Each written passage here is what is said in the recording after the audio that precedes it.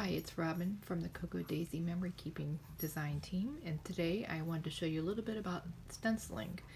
So I used the Cocoa Daisy Lemon Grove stencil, which came in the memory keeping kits, to create a texture paste stencil for this page that I'm showing you here. This is the house that we stayed in on my birthday trip back in 2012. It's called the Rodanthe Inn, and it was one of the places that The Knights of Rodanthe was actually filmed. And I created a few different looks for the stencil that I wanted to go with this page. And I wanted to use the green to kind of pull everything out and make the photo itself stand out. And the design is really in keeping with the inside of the house. So the stencil design, this paper used here, everything is really in keeping with the house. So I chose to use this particular page that I cut out. So I made a whole bunch of trials to decide what color exactly that I wanted, etc. And this is the page that I chose. But these are some of the colors. So I did this one, which had a little bit of light green and the darker green in it. And this one was the really light green that I chose to use. And I also did one in a really darker color, but the page that I chose to use, which is again this one, really complements this tag and some of the other ephemera that I chose quite well.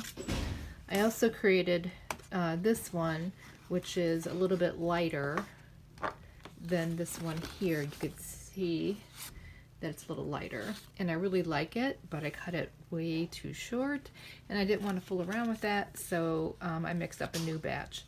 And what I did was I used this texture paste and this distress ink, and it's peeled paint. And what I did was I used this mixing palette and I stuck some of the paint. So this is a dauber, but if you push hard, some of the paint will come out. I mixed in a little bit of this texture paste. This is my favorite to create the color green. So I also wanted to show you a couple other things. To use up all my texture paste, I decided to create another page to put in this book to hold some journaling. Or a photo, and I used this stencil from Tim Holtz. And then I also created this lovely doily, which I know is in keeping with the theme of the book, and I'm going to use that too. And here's the stencil that I used to create that. And I don't know if I'm going to cut it down the middle and use it on 2 pages, if I'll cut it down the middle and use it to back a photo, or if I'll even, cut it and use it on the edges of the papers on both sides. Lots of ways I could use this, and I'm really excited about it as well. But I wanted to show you, how I came about doing this today. I'm using the Life Crafted album by Citrus Kits in Goldenrod, and I'm going to take these away from here and move the album out of the way so that I can work. And show this to you. So really I'm going to be centering this photo over here, and then I'm going to be adding my journaling, which I've already created. I'm using vellum, and the reason why I chose the darker green is because I wanted it to show through the vellum, as you can see on the page. I wanted the texture paint design that I created to show through. I used ephemera from the planner kit as well as the memory keeping kits. I glued it to the bottoms of my vellum, so I made it a little bit wider so I could glue these ephemera pieces on. And then I'm using red tape to adhere it to this page because texture paste is kind of hard and it might not stick with some of the other adhesive types like the liquid or the roller tape. But I know that the red tape will hold it for a long time, and so that's why I chose to do that.